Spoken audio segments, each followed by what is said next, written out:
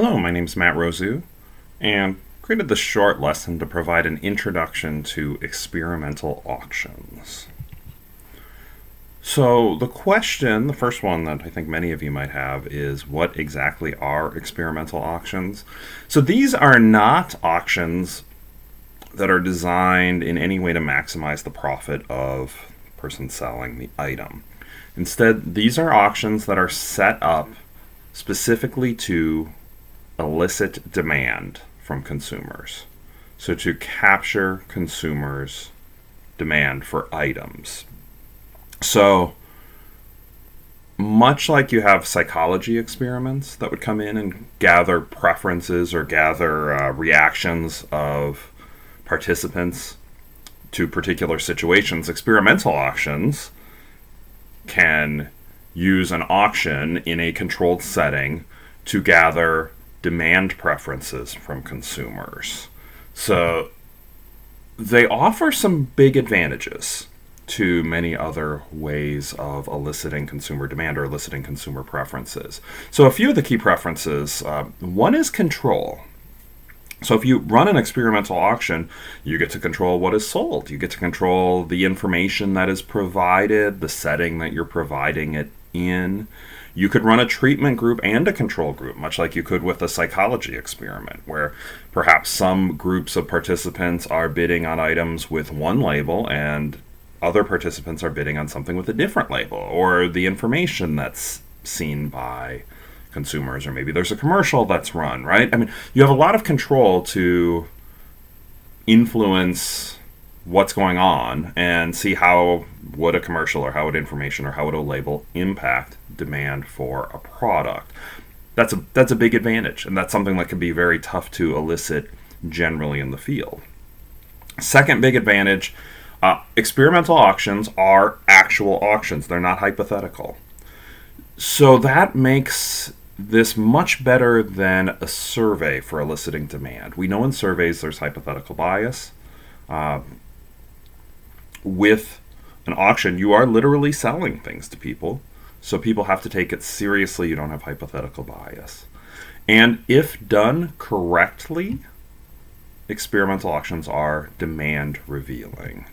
So getting into this a little bit more, control, the changing the conditions on what you are showing participants or what participants go through in a particular treatment group can give researchers a good idea of exactly the impact of, as mentioned here, information, product trials, new products, labels, done some for advertisements before, flavoring of products, like kind of whatever you would think. I would like to estimate the demand of this. You probably could create an experimental auction to help you get at that. The non-hypothetical aspect. Hypothetical bias has been shown in many studies to exist. Often, hypothetical estimates of willingness to pay can be double, triple, quadruple, or more the estimates that you see when actual money is on the line. Demand revealing, if a correctly designed auction will yield an accurate estimate of consumers' demand. Bonus reason I'll give for researchers on why using experimental auctions. Really good ratio of research output for time invested. So if you're designing an experiment on, let's say you're looking at something for, I'd like to examine the impact of organic labels and information on organic foods on consumer demand. If your sample is large enough and your study is well designed, you probably could design it where you could look at more than one thing. And so if you're a researcher, you could actually get more insights for your initial time invested than you might be able to if you're just grabbing a data set elsewhere and have to massage the data set and figure out first how to find the data set. Once you have the experiments conducted, you have a very nice, clean, crisp data set. That allows you sometimes to get more than one paper examining important issues.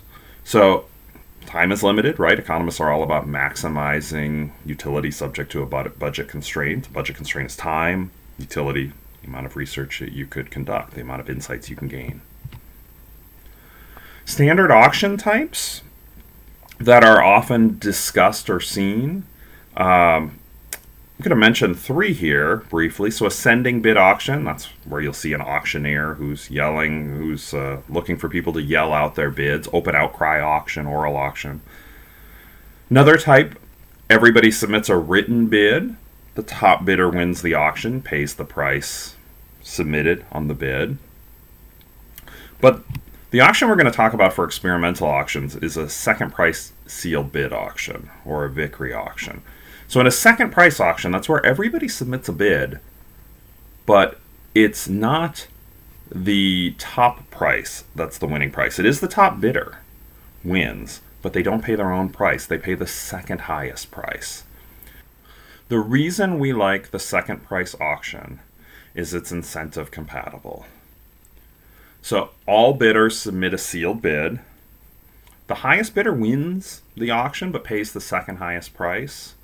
And because the bidder's bid is not the same as the price they pay, I mean, it might be if there's a tie, but because the price that's paid is separate from the bid that's submitted, it isn't in anybody's interest to bid a little bit lower to try to get a good deal. And likewise, you shouldn't bid too high because you could actually pay more than you'd want if you bid too high. You could show this formally that it is incentive compatible to bid your true value if you're in one of these. What you should just be thinking about, what's the most I'd be comfortable paying for this product right now? And that's what you should bid. There is no way to game the system on a second price auction under most circumstances. That makes it very appealing because if you're a researcher and you run a second price auction, that means that you are getting point on the consumer's demand curve as long as you can adequately explain this to consumers. So the second price auction is incentive compatible. It can be generalized for any nth price auction. So you could say the top 3 bidders win, pay the 4th highest price. I've run auctions called the random nth price auction where you actually do a draw to figure out how many people would win the auction after the bids are collected. All of these are incentive compatible. That's a really big deal. Means you're getting a point on the demand curve. Research on experimental auctions has been published many, many times in agricultural economics journals. It's actually a pretty big subfield within agricultural economics. It's also emerging in public health. Wide variety of topics that can be examined, but basically any when you're thinking, I'd like to estimate consumer demand for it, and you think you might be able to get people in a room, and its item is of a value where you could run an auction for it, you could likely do that and get an estimate of demand. I think there's kind of 2 key ways as researchers that you could think about when would experimental auctions be valuable. One would be to complement other estimates that are available. So perhaps there's scanner data from grocery stores that's estimating demand for various products. But that's bulk data. That's not individual. It's tough to dive down to an individual level to understand what our individual's preference is for a particular product. That's a time where you could really complement massive data sets that don't have quite as much information on individual preferences or how one specific treatment impacts demand. The other time that these could be really valuable is when other methods aren't available. So if you wanted to assess demand for a new product, there won't be scanner data, for example. So when that's the case, experimental auctions can start to give you some sense of what is consumer demand. There's really more to examine. Plan on creating a couple more videos in the next few weeks. Other auction types and a deeper dive into why are these auctions incentive compatible is worth a little bit more examination. But also like to go through some papers that have been published and using experimental auction methods to show what are some insights that have been gained using experimental auctions and how are these valuable.